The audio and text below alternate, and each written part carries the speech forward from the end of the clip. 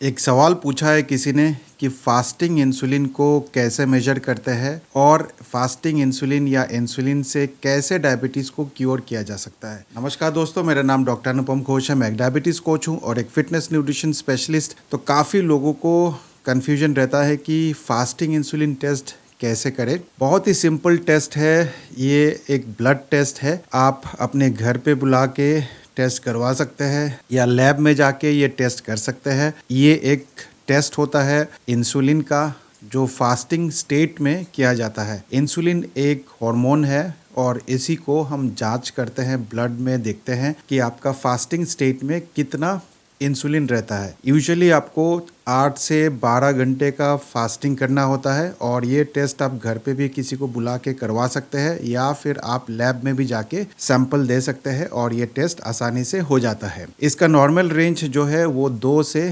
25 होता है। तो 2 से 25 अगर आपका है तो ये एक नॉर्मल रेंज में आता है। लेकिन फास्टिंग इंसुलिन से हम ये देखते हैं कि आपकी बॉडी में कितनी इंसुलिन रेजिस्टेंस है। इंसुलिन रेजिस्टेंस कैलकुलेट करने के लिए आपको एक फार्मूला यूज़ करना पड़ता है, वो है fasting insulin multiplied by fasting blood sugar divided by 405। अगर इसकी वैल्यू 1 के नीचे आता है तो इसका मतलब है कि आपको इंसुलिन रेजिस्टेंस नहीं है। 1 से 3 के बीच में रहता है तो आपको माइल्ड इंसुलिन रेजिस्टेंस है और 3 के ऊपर है तो आपको बहुत ज़्यादा इंसुलिन रेजिस्टेंस है। या फिर आप इसको ये भी कह सकते हैं कि अगर आपकी फास्टिंग इंसुलिन जो है 7 या उसके नीचे है तो बिल्कुल ठीक है, कोई खास घबराने वाली बात नहीं है। लेकिन जैसे जैसे आपकी इंसुलिन जो है वो हाई होता जाएगा, 7 के ऊपर चला जाएगा, आपको बहुत ज़्यादा इंसुलिन रेजिस्टेंस होगा। तो जैसे जैसे इंसुलिन रेजिस्टेंस होता है वैसे वैसे आपकी डायबिटीज़ प्रोग्रेशन जो है होना शुरू हो जाता है। तो सबसे पहले किसी को इंसुलिन रेजिस्टेंस होता है, उसके बाद फिर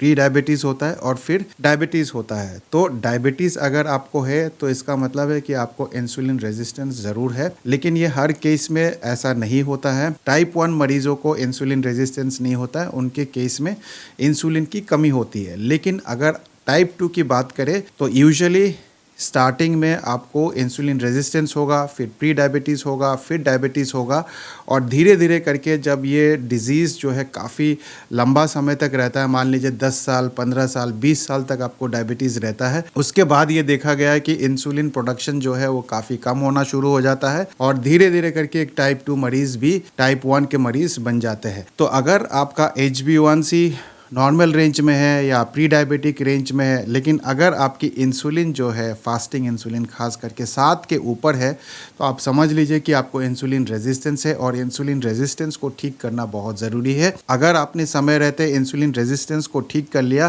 तो फ्यूचर में आपको डायबिटीज़ होने का भी चांसेस कम हो जाता है, क्योंकि जब आपका बॉडी इंसुलिन सेंसिटिव होगा तो आपका ब्लड शुगर लेवल जो है वो हमेशा नॉर्मल रेंज में रहेगा और ब्लड शुगर अगर नॉर्मल रेंज में होता है तो आपको फिर डायबिटीज़ होने का भी चांसेस नहीं होगा। तो उम्मीद करता हूं कि इस छोटे से वीडियो से आपको क्लियर हो गया होगा कि फास्टिंग इंसुलिन क्या है, कैसे मेजर करते हैं, नॉर्मल रेंज क्या है और कैसे ये डायबिटीज़ के साथ रिलेटेड है। तो अगर आप इंसुलिन रेजिस्टेंस को ठीक करना चाहते हैं, डायबिटीज़ को रिवर्स करना चाहते हैं तो डायफिट डाइट को फॉलो करिए। डायफिट डाइट क्या है? ये एक सिस्टम है, एक प्रोसेस है, एक कैलकुलेशन है जिसमें आपको सबसे पहले total daily energy expenditure calculate करना है। उसका 26% या उसका नीचे आपको कार्बोहाइड्रेट से लेना है।